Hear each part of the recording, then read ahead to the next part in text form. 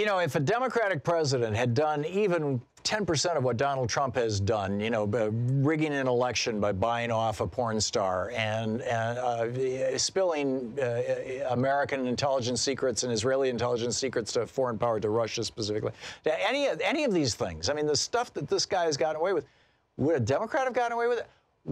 What's the threshold for impeachment for a Republican president? And what are your thoughts on it? Leave a comment and subscribe to our channel.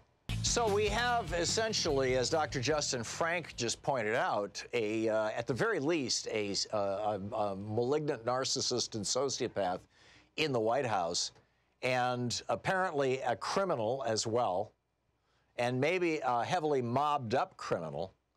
In fact, along those lines, with the conversation I was having with Louise last night, is we were trying to figure out, okay, it looks like Manafort is just going to go along and say, you know, okay, you federal judges, just hit me with whatever you got. It's no problem, because I know I've got an a pardon coming.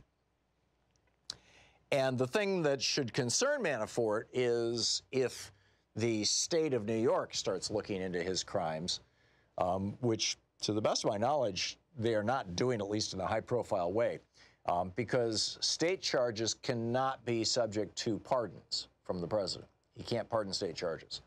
Although right now Republicans are trying to change the law, and they've got a Supreme Court case going before the Supreme Court that would make it a whole lot easier. Actually, it would make it harder for a state court to prosecute somebody for something that the feds have looked into.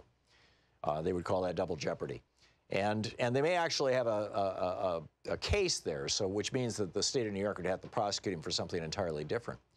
But the question is Nancy Pelosi right when she says Trump is not worth impeachment right now? Now, you know, one side of the argument is that if you have impeachment hearings, and let's say the House of Representatives does impeach Trump, and then it goes to the Senate where he fails to get convicted, what's Trump going to do? He's not going to, like Bill Clinton kind of said, well, yeah, I never should have done that with Monica. I'm sorry. I apologize to my wife. You know, let's just move on.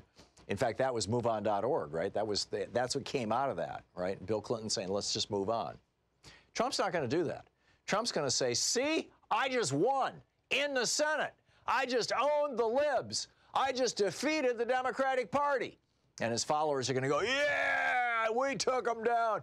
And do you get where I'm going with this? It's going to strengthen him.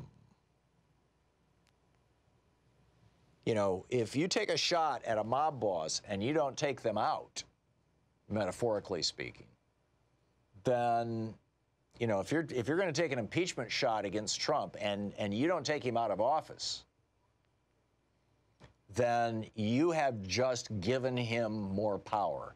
And I believe that's the equation that Nancy Pelosi is looking at. On the other hand, if the House were to begin impeachment proceedings, they would have the power of subpoena, and they would have this wide open field of inquiry to open a whole variety of criminal activities that Donald Trump and his crime family have been involved with over the years.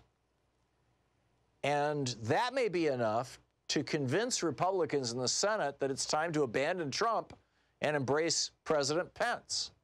And Mike Pence is such a weasel and such a weird character, you know, calling his wife mother and not refusing to have dinner with women who are not his wife and blah-de-blah-de-blah. I mean, just all the whole weird Handmaid's Tale stuff that surrounds Mike Pence. Not to mention his, you know, in 2000 writing that tobacco doesn't cause cancer while he's taking money from the tobacco industry. I don't see how he gets reelected or Pence gets elected in 2020. So, you know, it's possible that the impeachment hearings could flip some Republicans. But look at what happened. I mean, we saw Jeff Flake and we saw Bob Corker stand up to Trump, and what happened? They got taken out of the Republican Party. They got weeded out of the gene pool, as it were. The Trump Party, the Republican Party now has become the Trump Party. And so is it even possible to convince Republicans in the Senate? Because it takes 2/3 of the Senate. It's going to take 67 senators to send Trump out of the White House. Is that even possible?